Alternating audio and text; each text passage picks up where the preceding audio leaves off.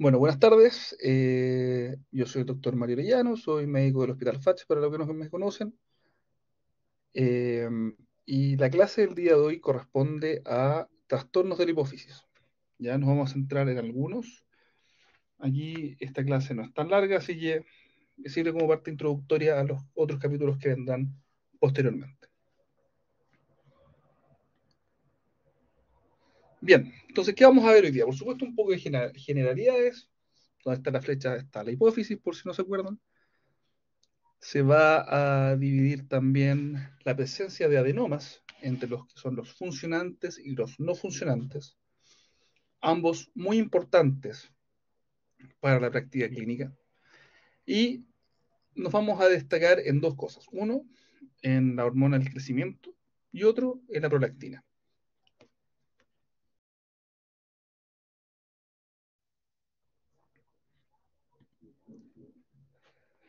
Bien, un poquito de generalidades. Eh, Aquí tenemos, acá está, perfecto, el hipotálamo, ¿cierto?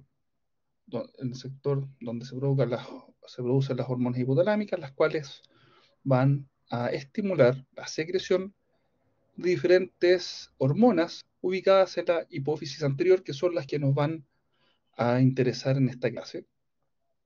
También vamos a mencionar solamente cuáles son las hormonas que son sintetizadas en la neurohipófisis o hipófisis posterior.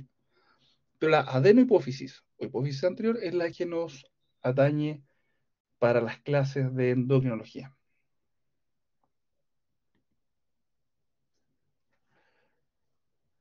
Bien, entonces, en este cuadro de resumen podemos ver las dos partes en forma funcional de la adenohipófisis o hipófisis anterior y la neurohipófisis o hipófisis posterior. Cosas importantes, en la neurohipófisis se secretan dos hormonas. En realidad se secreta una y se almacena otra. En neurohipófisis se almacena la ADH, la hormona antidiurética, que más que nada, como ustedes o sea, deberían saber ya por fisiología y fisiopatología, tienen que ver un rol muy fundamental, perdón, en el equilibrio de agua y de sal.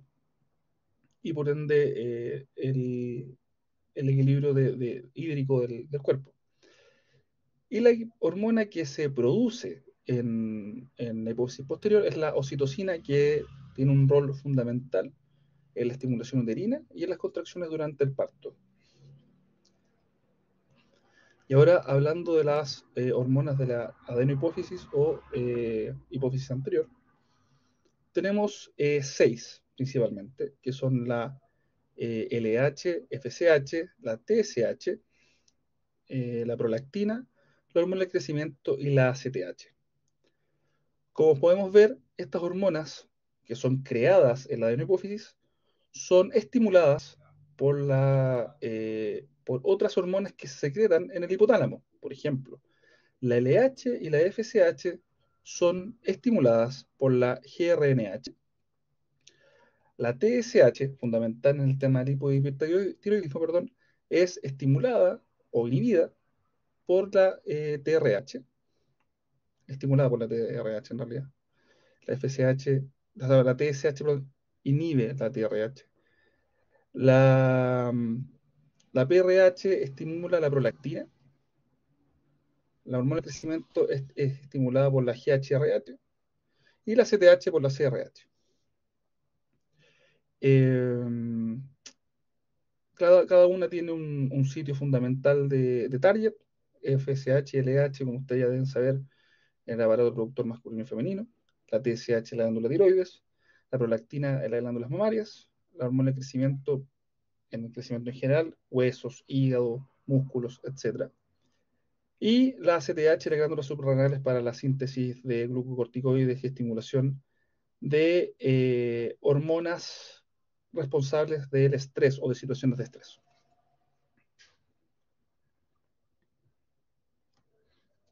Ya, esas son las hormonas principales que vamos a conversar en esta clase.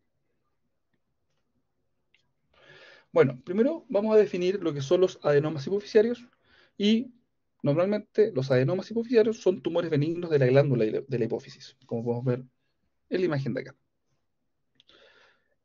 Corresponden alrededor del 15% de las neoplasias intracraneales y las podemos clasificar de dos maneras. Como mencionamos inicialmente, como funcionante o no funcionante, vale decir que tengan un rol secretor a nivel de la glándula hipofisiaria, y por tamaño, mayor a un centímetro o menor a un centímetro, o 10 milímetros. Si es menor a 10 milímetros, se habla de microadenoma, y si es mayor a 10 de milímetros, perdón, se llama macroadenoma. Microadenoma, macroadenoma. Bueno,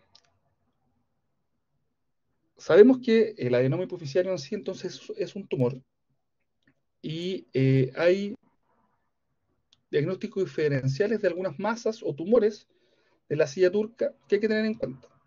Recordemos que la hipófisis está acostada, por decirlo de alguna manera, en la silla turca, en esta formación ósea que está en la base del cráneo. Y los diagnósticos diferenciales para poder mencionar qué otras cosas pudiesen corresponder a un aumento de volumen o una masa a nivel de ese sitio. Por supuesto, el adenoma hipofisiario, que es lo que nos atañe en esta clase, que es lo más frecuente. También tenemos craneofaringiomas y meningiomas, que son otros tumores del sistema nervioso central. También tenemos tumores malignos, que pueden ser primarios o metástasis. Y otras lesiones que pueden ser lesiones quísticas, pueden ser granulomatosis, pacientes, por ejemplo, con tuberculosis, sarcoidosis, que pueden provocar en ese sector granulomas, que van a provocar aumento de volumen y pueden tener algún efecto de masa, como vamos a mencionar posteriormente con los macroadenomas. En el embarazo hay una situación fisiológica que es la hiperplasia de la hipófisis, eh, y también cuando hay aumento de la secreción de la gonadotropina, que se llama una hiperplasia gonadotrófica, una hiperplasia tirotrófica, somatotrófica, cuando es una secreción ectópica de la hormona liberadora de la hormona del crecimiento. También, después de infecciones o iatrogénico, pueden haber abscesos a nivel de la hipófisis, fístulas arteriovenosas o malformaciones arteriovenosas que también pueden provocar síntomas compresivos que pueden ser que son diagnóstico diferencial de los adenomas hipofisiarios. Bien, vamos a hablar primero de los adenomas no funcionantes. Y aquí tenemos estos adenomas que son normalmente macroadenomas, corresponden a aproximadamente un 40% de todos los adenomas hipofisiarios operados. Pueden ser hallazgos, por ejemplo, paciente que consulta por cefalea y están haciendo estudios diagnósticos y se dan cuenta que tiene un tumor en la glándula, un adenoma, perdón, en la hipófisis, y que por supuesto no se toman exámenes que vamos a ver más adelante y no tiene un rol funcionante. O aquel paciente que tiene un TEC y como hallazgo se ve también un tumor. Y también en aquellos pacientes que son sintomáticos. Por ejemplo, un paciente que tiene hipopituitarismo, vale decir disminución de la secreción de las hormonas hipofisiarias por temas compresivos. El adenoma en este caso hace un efecto de masa en la hipófisis y aplasta, por decir de alguna manera, la glándula, haciendo de que no se secreten hormonas. Síntomas: cefalea, es la más frecuente, es una cefalea de tipo retroorbitaria, intensa, con algunos síntomas neurovegetativos, como por ejemplo vómitos explosivos, perdón. También cuando comprimen, perdón, el quiasma óptico pueden haber unas lesiones o una compromiso a nivel del nervio óptico que a la campimetría se vería como una hemianopsia bitemporal. Ahora, a nivel de la compresión, pueden provocar también por un efecto que se llama efecto tallo, la liberación de prolactina, no a un nivel como como un prolactinoma, pero sí pueden provocar hiperprolactinemia por efecto de compresión. Y en mujeres pueden provocar amenorrea, en hombres también, en hombres y mujeres pueden provocar disminución de la libido, en hombres pueden provocar esterilidad, Y también hay un hecho o una entidad clínica, que la vamos a mencionar a continuación, que se llama apoplejía hipofisiaria, en donde, esta es una resonancia, donde vemos en blanco es sangre, existe un infarto hemorrágico agudo del adenoma hipofisiario. Vale decir, por ejemplo, aquí se ve el adenoma, ese es el adenoma, y en su interior hay sangre. Eso es una hemorragia, un infarto hemorrágico de este adenoma hipofisiario, y eso se llama apoplejía hipofisiaria. Clínicamente se manifiesta como una cefalea en rayo, que se llama, que es una cefalea aguda, intensa, que puede llegar a tener compromiso de conciencia y también síntomas meningios y signos meningios, Kennebusis, rigidez de nuca, perdón. Esta puede ser la manifestación inicial de cualquier adenoma y como hay un infarto hemorrágico de este adenoma hipofisiario y por ende puede haber una hemorragia también o un infarto hemorrágico de la hipófisis, pueden provocar panhipopituitarismo, que es la secuela más frecuente de la apoplejía hipofisiaria. Y acá el tratamiento es, por supuesto, corticoides a altas dosis, ya que aquí tenemos que volver a reponer hormonas importantes, como por ejemplo la CTH, que tiene que ver con el tema de, de la, del déficit de glucocorticoides y con descompresión quirúrgica como tratamiento definitivo. Me pregunta el chat, José, sobre ¿es solo de una posición? No, no. La apoplejia hipofisiaria es en relación a un infarto del adenoma hipofisiario. Si no, es un infarto hemorrágico a nivel de la hipófisis. Pero normalmente la apoplejia hipofisiaria se habla del infarto hemorrágico agudo de un adenoma hipofisiario. Eso me decía José Palche. Javiera, cuéntame. Javiera, perdón. Profe, una consulta. En la signología meningia usted mencionó rigidez de nuca y dijo algo más. Sí, Kernick y Brudzinski, que lo van a Ah, mencionar, que ya. yo sé que lo van a No, sí, hablar sí, los conocemos. Muchas en... gracias, perdón. Ah, fantástico, fantástico, ¿no? Tranquila, todo bien. A ver, otro chat que tenemos por acá. Siempre se trata con cirugía, claro. Siempre uno tiene que existir una descompresión, vale decir, intervenir para derivar la presión que, que existe a nivel de la sangre. La sangre va a ser una presión intracraniana en un espacio que no se expande. Es como si en un huevo ustedes pusieran agua. El huevo va a terminar rompiéndose. La calota no se va a romper por dentro. Y Felipe pregunta cómo diferenciar de una meningitis. Primero que todo, que una resonancia o un escáner muestre un adenoma sangrando. Y una PL, si quieren ser un poco más, más activos, que no va a ser una PL con signos inflamatorios. Va a ser una PL aséptica. ¿Responde a tu pregunta, Felipe?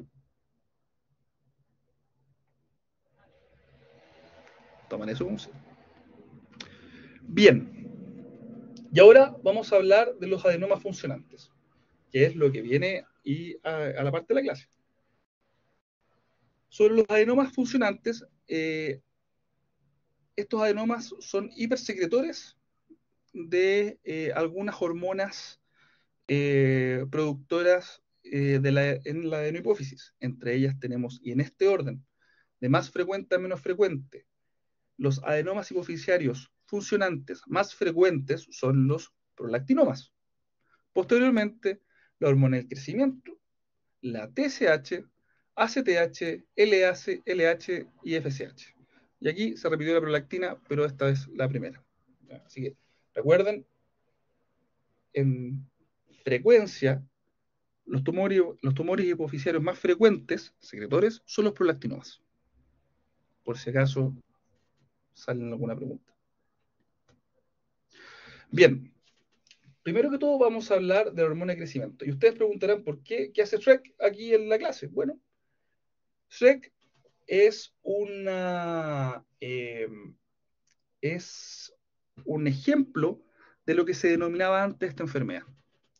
A la derecha ustedes ven a Maurice Terrier, un paciente francés que tenía una enfermedad que se llama acromegalia, en donde en el adulto empieza una secreción descontrolada de la hormona de crecimiento. Y como las epífisis, a diferencia de los niños, están cerradas, empieza a haber un crecimiento anormal de algunas partes del cuerpo, orejas, nariz, mentón, etc. Y de hecho, este personaje fue sacado de esta persona.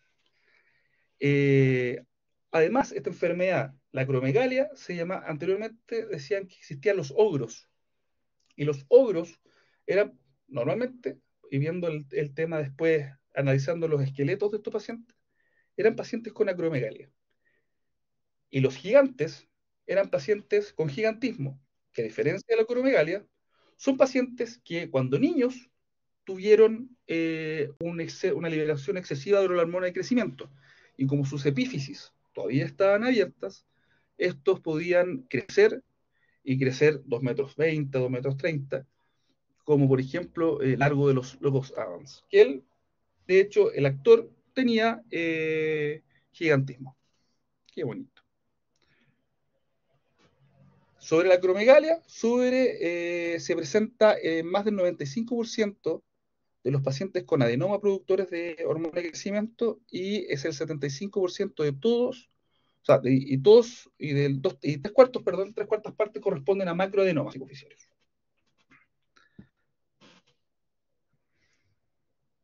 Exactamente, mejora.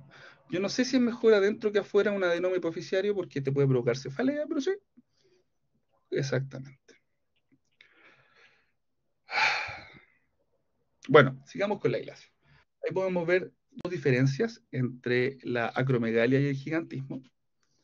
Si se dan cuenta, la acromegalia es un paciente adulto, en donde si bien su estatura sigue siendo eh, relativamente promedio, sus manos, mentón, nariz, dedos, crecen en forma rara, por decirlo de una manera, y eso se interpretaba anteriormente como duros, según lo que sale en la literatura. Y a diferencia del gigantismo, que es un paciente que se manifestó esta hipersecreción de hormona de crecimiento durante la niñez, donde la epífisis todavía seguía intacta. Entonces, claro, los huesos crecieron. Y el paciente, por supuesto, era muy alto. Bueno, algunos síntomas entonces, como vamos a hablar en el adulto, de la acromegalia. Vamos a tener una hipertrofia laringia. Estos pacientes van a hablar más ronco de lo normal. Estos pacientes por la hipersecreción de la hormona de crecimiento va a haber hipertensión arterial, pueden tener miocardiopatías e insuficiencia cardíaca asociada. Por tema de hipertrofia de partes blandas van a tener síndrome de apnea obstructiva del sueño. La fascia acromegálica, que es esta clásica que ustedes pueden ver y que se presentaba en Maurice. Prognactismo, que es esta protrusión hacia adelante del mentón. En las mujeres amenorrea, en las mujeres hirsutismo, y también vamos a tener hiperparatiroidismo primario. Sobre miocardiopatía. Sofía me pregunta qué es MCP, es miocardiopatía. Y C, insuficiencia cardíaca. Sobre las personas con gigantismo siguen con hipersecreción de hormona de crecimiento por vida hasta que se hace una resección del adenoma hipoficiario. Solamente que ellos crecen de una manera más armónica en comparación a Shrek. Shrek. Bueno, ¿cómo se hace el diagnóstico de hipersecreción de la hormona de crecimiento? Primero que todo, tenemos que medir unos niveles que se llaman los niveles de la IG, del factor de crecimiento tipo 1. Las personas. A ver, vamos a retroceder un poco. Les pediría que si tienen alguna pregunta, levante la mano para parar un poquito.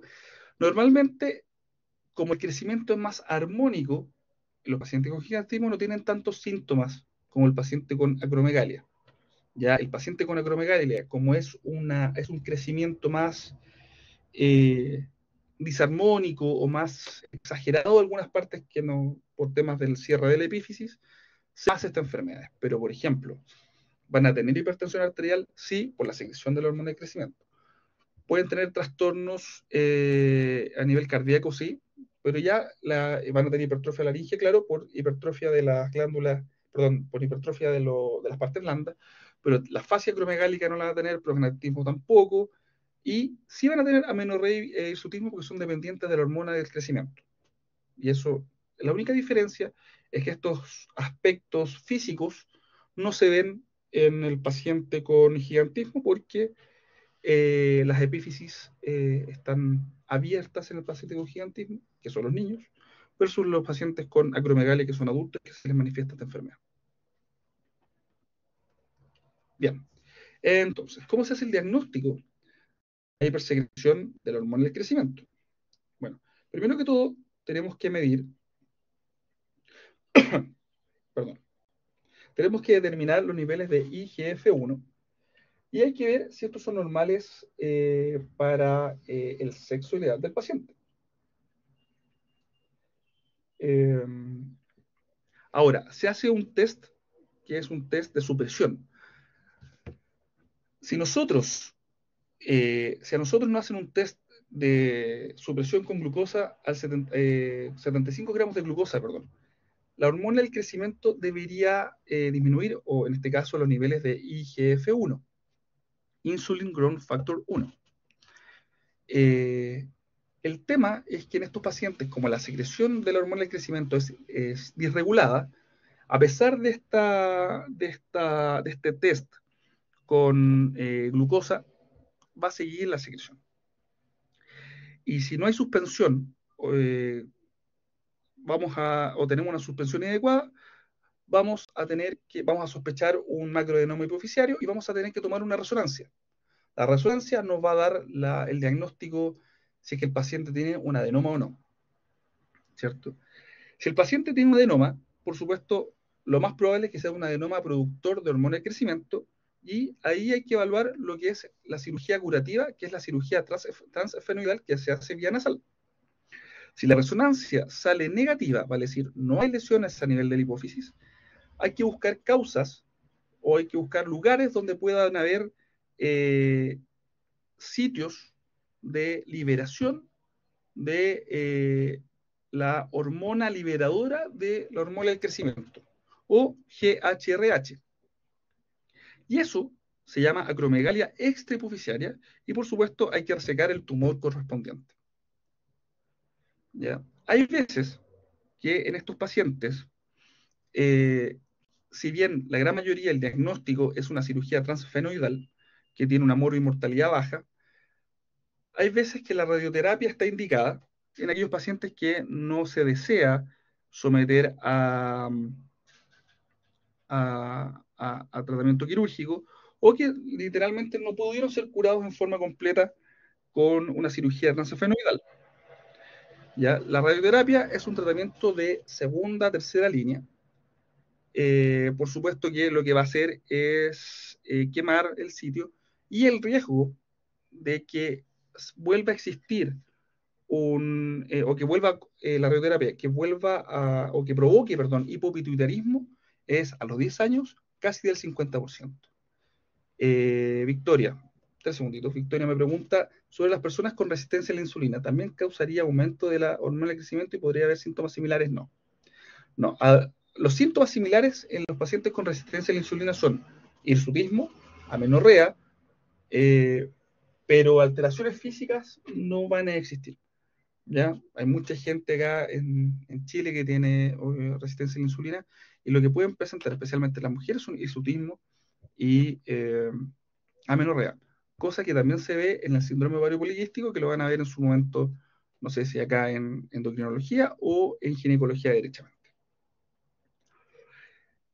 Y volviendo al tema, sobre una tercera línea de tratamiento tenemos los análogos de la somatostatina, como por ejemplo el octrótide, que lo que hacen es como una segunda o tercera opción terapéutica, que lo que hacen es competir con la hormona del crecimiento para la suspensión de la hormona liberadora de la hormona del crecimiento. Es una especie de feedback negativo. Bien, entonces, lo mismo que acabamos de mencionar en un esquema, se determinan los niveles de insulin growth factor 1. Si están normales, se descarta cronogalia. Si están elevados, hay que hacer la prueba con glucosa a 75 gramos. Si la suspensión es adecuada, se descarta. Si la suspensión es inadecuada, hay que hacer la resonancia. La resonancia nos va a mostrar diferentes pasos a seguir, dependiendo si tiene o no tiene adenoma. Y si el paciente tiene probabilidad o posibilidad de cirugía, se opera vía transesfenoidal.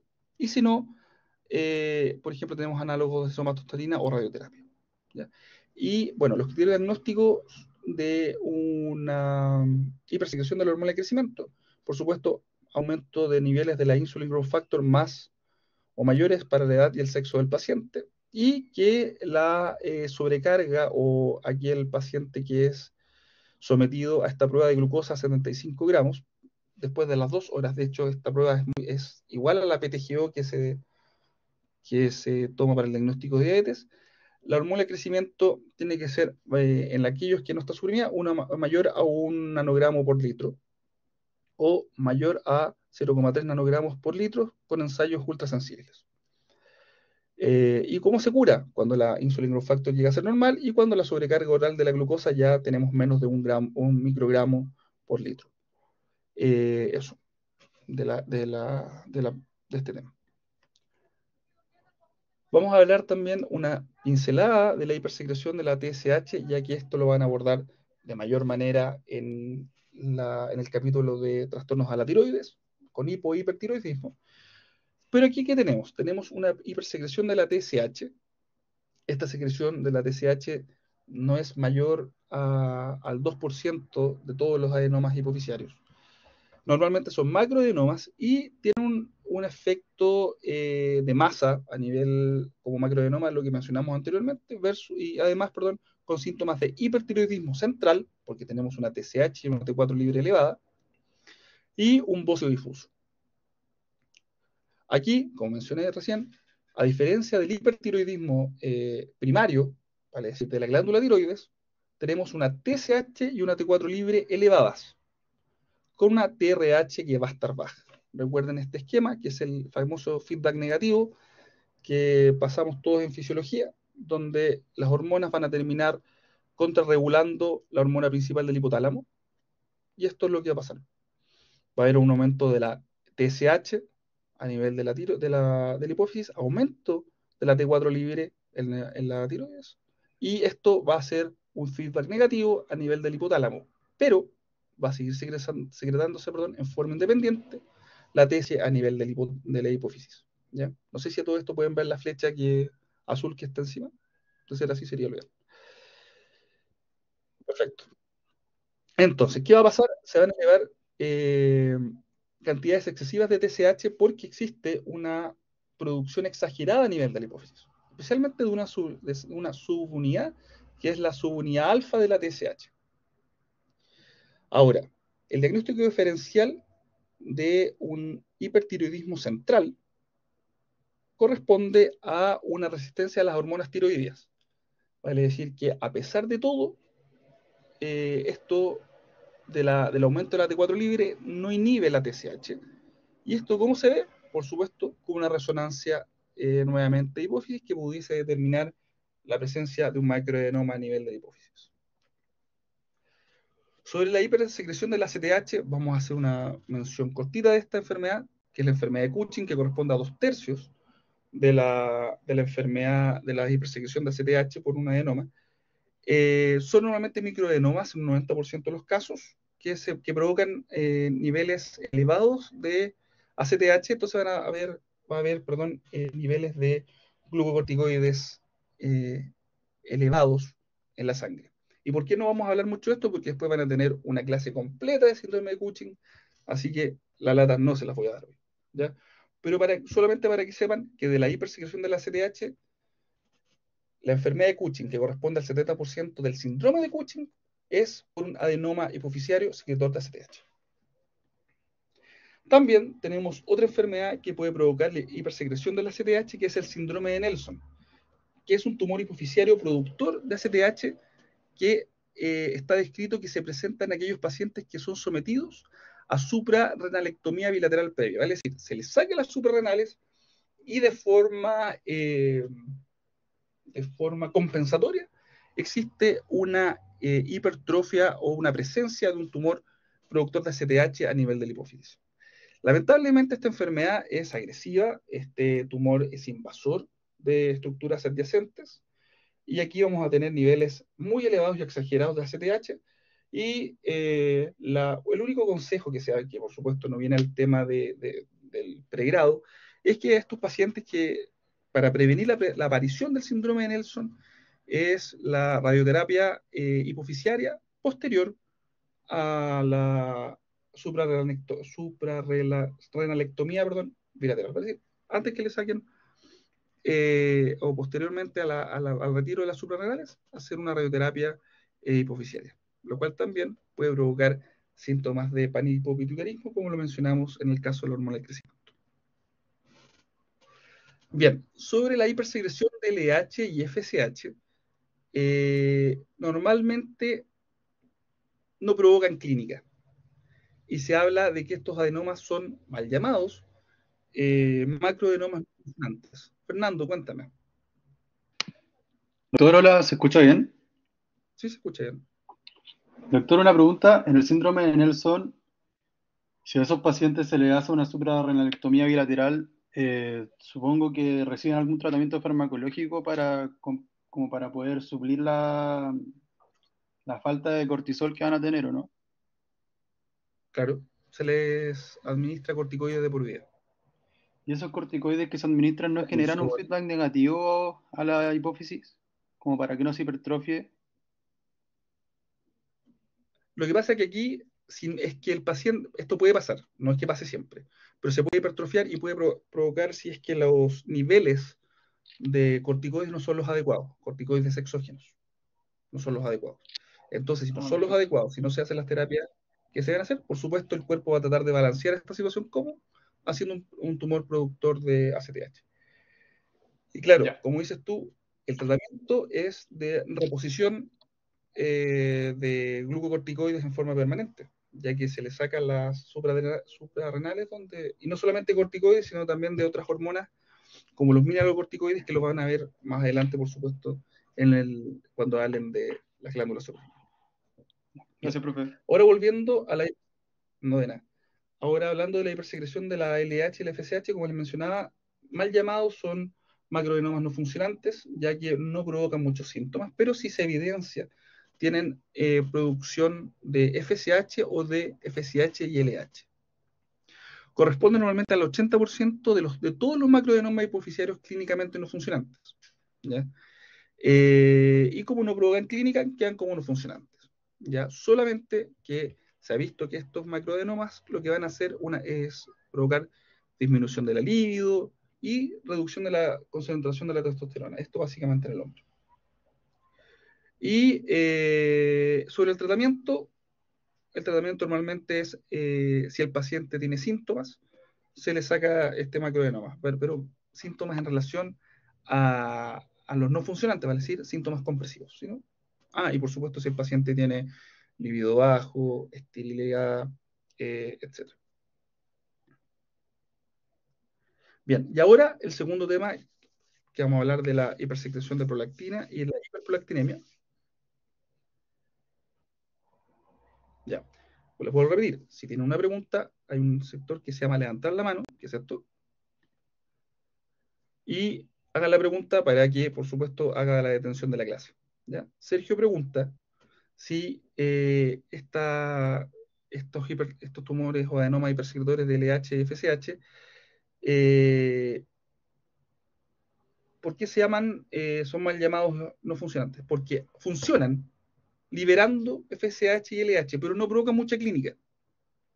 Y de hecho se ha estudiado que más del 80% de los adenomas no funcionantes corresponden a hipersecretores de LH y FSH. Entonces, hipersecretores, pero no provocan síntomas. Entonces quedan como no funcionantes como estadística. Sofía, cuéntame. Doctor, le quería consultar si los pacientes masculinos que tienen este tumor presentan androgenismo por la baja en la concentración de testosterona. Sí. presentan androgenismo, y eso es uno de los síntomas que hacen la extirpación de estos tumores. Por ejemplo, disminución de la libido. Felipe, Gracias. bueno, ya lo he dicho. Pero volviendo a la respuesta de Sofía, sí, provocan disminución de la libido, impotencia funcional, impotencia sexual, etc. Y eso es justamente por la producción del HFSH. Felipe pregunta cuál sería una buena definición de no funcionante que no libera hormonas, que es un adenoma que no provoca hormonas o no libera hormonas. Bien, y ahora la última parte de la clase, que es sobre el tema de la prolactina y la hiperprolactinemia. Bueno, los valores normales de prolactina primero.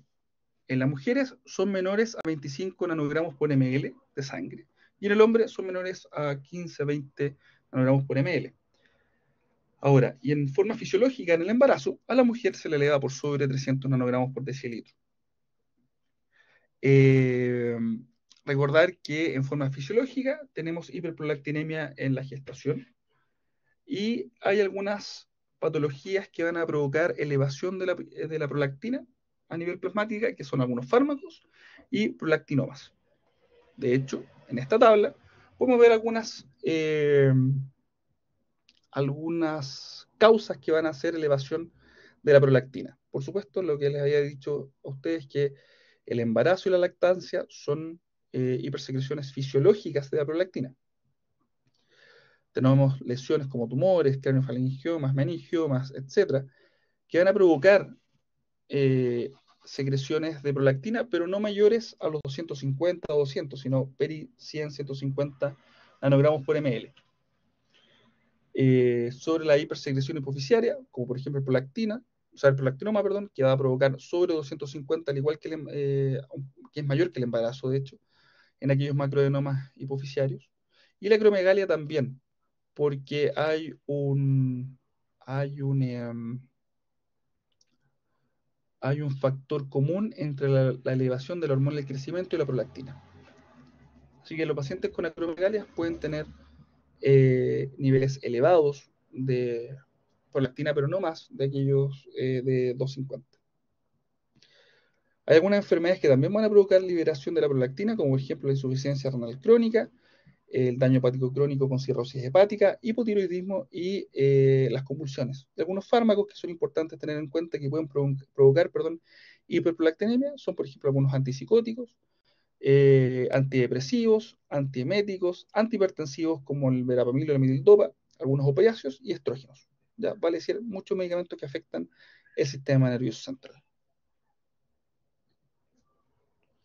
Y nosotros nos vamos a concentrar en, por supuesto, la hipersecreción hipoficial en esta clase. Bien, ¿qué pasa?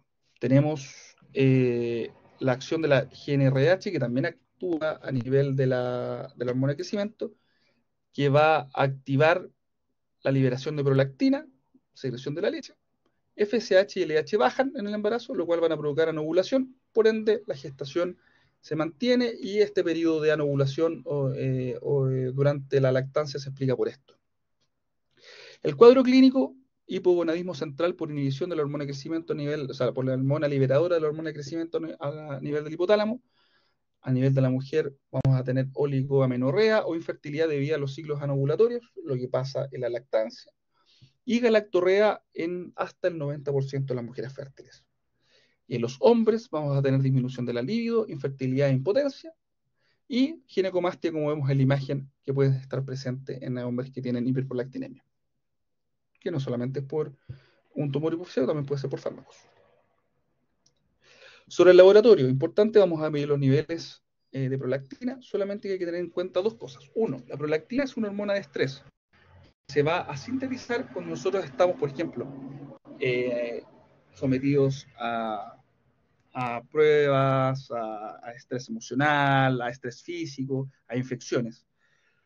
Pero es difícil de medir porque se secretan pulsos. Entonces, nunca va a haber en estas situaciones de estrés una tendencia a ser medida de forma constante.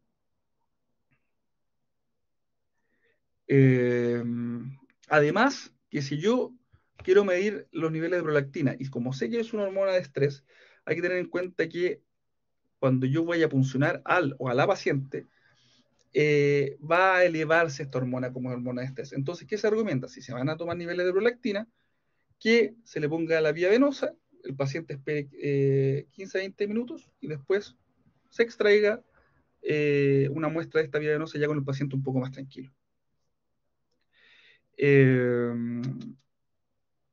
¿Qué más? Bueno, si la prolactina es mayor a 250 nanogramos por ml, van a orientar a un prolactinoma. Y una prolactina baja a 100 nanogramos por ml va a ser, pues hay que pensar en otra causa, y en este caso la resonancia nos va a ayudar a ver si existe o no existe una lesión compresiva. Esto es lo que yo les llamaba la lesión de tallo, que es esta lesión compresiva que va a provocar niveles de prolactina elevados, pero no mayor a los 100 nanogramos por ml. Bueno, y ahora sobre el prolactinoma, por supuesto, aunque no lo crean, es más frecuente en la mujer. Aquí, a diferencia de otros tumores, aquí los microprolactinomas son más frecuentes. El 90% de los pacientes con microprolactinomas son mujeres versus el 60% en hombres. Y pueden producir síntomas por compresión o invasión de estructuras adyacentes a la silla turca. Aquí, por ejemplo, esto corresponde a un tumor hipoficiario, pero corresponde, según esta literatura, a un prolactinoma. Bien, el tratamiento se fundamenta en dos cosas. Uno, controlar el efecto de masa, si es que lo hubiese, y controlar la hiperprolactinemia, si es que lo existiese. ¿Cuándo se opera? El paciente, o cuando se trata, la indicación de tratamiento en el macroadenoma es siempre, y es con una resección transfenoidal, y en el microadenoma va a ser tratado solo si es que tiene síntomas. ¿Cuáles?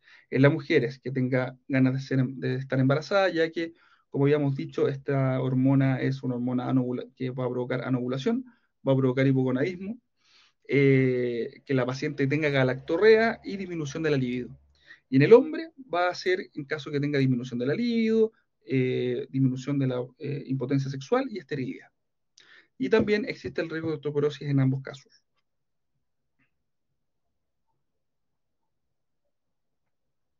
¿Ya?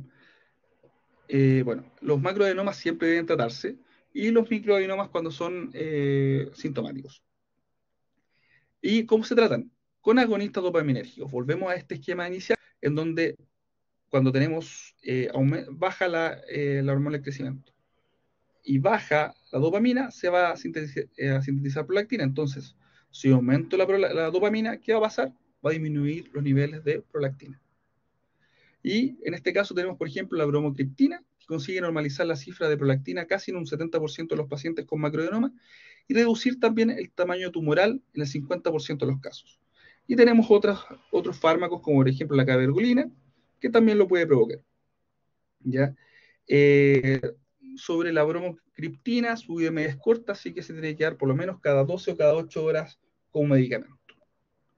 La cirugía en el tema del del prolactinoma es rara vez curativa, ya que son microadenomas, así que es difícil de pesquisar. Y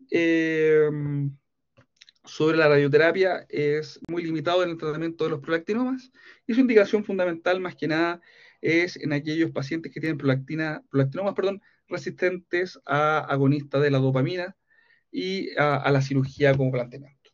¿Ya? Eso. Bueno, volvemos a un esquema bastante bonito sobre la hiperprolactinemia. Sergio, cuéntame. ¿Aló, se escucha? Sí, se escucha. ¿El tratamiento con los agonistas dopaminérgicos es de por vida o se hace hasta que el tumor se haga más chico? Ya. Sí, no es de por vida, se hace un retiro en forma progresiva, y los criterios de retiro son cuando se normalizan los niveles de prolactina, cuando hay una reducción del tamaño tumoral por más del 50% del tamaño inicial, Y ahora, el tema es que el seguimiento tiene que ser estrecho, estamos hablando de al menos durante 5 años tras la retirada de este remedio. Pero más que nada, cuando no hayan síntomas o cuando se normalicen los niveles de prolactina y cuando haya una reducción del tumor más de la mitad. Y ahí se empieza a retirar y se retira en forma paulatina. Bien, entonces, ¿ven? Ahí está la respuesta. Entonces tenemos hiperprolactinemia, ya habíamos mencionado, hay que descartar que tenga embarazo, hay que descartar efecto tallo en pacientes con macroadenoma sintomáticos que van a ser compresivos, resonancia de la hipófisis, vamos a ver si tienen un macroprolactinoma o un microprolactinoma, vamos a ver si es oligosintomático o sintomático, y vamos a ver el tratamiento en donde el tratamiento de los macroprolactinomas va a ser agonistas dopaminérgicos, primera línea la bromocriptina, después la cabergolina, se titula la dosis y se puede llegar a suspender con los criterios que ya hemos hablado. Si hay resistencia e intolerancia, hay que hacer un cambio en el agonista dopaminérgico de la bromocriptina a la cabergolina, por ejemplo. Actualmente se está utilizando la cabergolina como elección en el tratamiento de la hiperprolactinemia. Y si ya hay resistencia de ambos, hay que hablar de una cirugía y después de la radioterapia finalmente. ¿Ya? Eso. Y aquí, a finalizar, un cuadro resumen de lo que hay que hacer ante todo tumor hipoficiario. ¿Bien? Muchas gracias. ¿Dudas que tengan? Javiera, cuéntame. Profe, en el esquema anterior que mostró, dice descartar efecto Hooke. El ¿Qué es efecto eso? tallo. El efecto tallo que yo les mencionaba Ah, ya, en lo aquellos mismo del pacientes. tallo. Ya. Sí, Hook y tallo es lo mismo acá en la traducción. ¿Alguna otra pregunta?